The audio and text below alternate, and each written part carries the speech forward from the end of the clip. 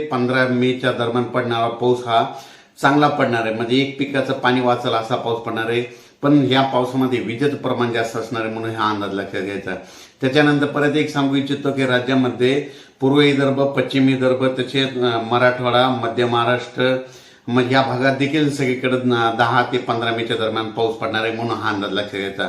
पण परत एक सांगू इच्छितो की हा पाऊस ऊसावाल्यासाठी फायदा राहणार आहे, वीटभट्टीवाल्यासाठी नुकसानदायक ठरणार आहे, हळदी कांद्यासाठी नुकसानदायक ठरणार आहे म्हणून हा अंदाज लक्षात घ्यायचा. हळद शेतकरी, कांदा शेतकरी आणि वीटभट्टीवाल्यांना आपण आपली म्हणजे 10 ते 15च्या दरम्यान आपण आपलं झाकून टाकण्याची तयारी ठेवायची. आणि परत एक सांगू इच्छितो की राज्यात आता जून लागायला आहे आणि मान्सून आता यावर्षी तुम्हाला एक सांगायचं झालं तर 22 मेला अंदमान बेटावर दस्तक देणार आहे. म्हणजे 22 मेला अंदमानवर आगमन होणार आहे म्हणून हा अंदाज लक्षात घ्यायचा.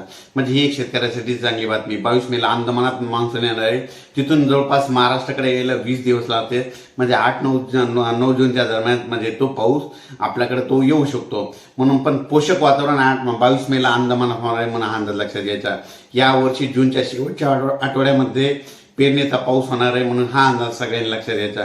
म्हणजे यावर्षी जूनच्या शेवटच्या आठवड्यात पेरण्या होतील म्हणून ही देखील शेतकऱ्यासाठी चांगली बातमी आहे. जुलै महिन्यात जास्त पाऊस पडणार आहे, ऑगस्ट महिन्यात कमी पडणार आहे, सप्टेंबर ऑक्टोबरमध्ये जास्त पडणार आहे म्हणून हा अंदाज लक्षात घ्यायचा. आणि यावर्षीचा परतीचा पाऊस येणार आहे. 5 नोव्हेंबरला पाऊस जाणार आहे. म्हणजे 5 नोव्हेंबरला परतीचा मान्सून निघून जाणार आहे. 5 नोव्हेंबरला जाणार आहे. म्हणजे हे द्राक्ष बागेसाठी एक बातमी सांगत आहे. आता राज्यात सांगायचं झालं तर पूर्व विदर्भ, पश्चिम विदर्भ, मराठवाडा, मध्य महाराष्ट्र, पश्चिम महाराष्ट्र, कोकण पट्टी, उत्तर महाराष्ट्रात 10 मे ते 15 मे दरम्यान चांगला पाऊस पडणार आहे म्हणून हा अंदाज लक्षात येतात. शेतकऱ्यांनी लिंबाच्या झाडाखाली, आंब्याच्या झाडाखाली आपले बैले जनावरे स्वतः थांबू नये, कारण की विजेचा पाऊस जास्त असणार आहे म्हणून स्वतःची काळजी घ्यावी. दररोज भाग बदलत पडणार आहे म्हणून हा अंदाज सर्व शेतकऱ्यांनी लक्षात द्यावा.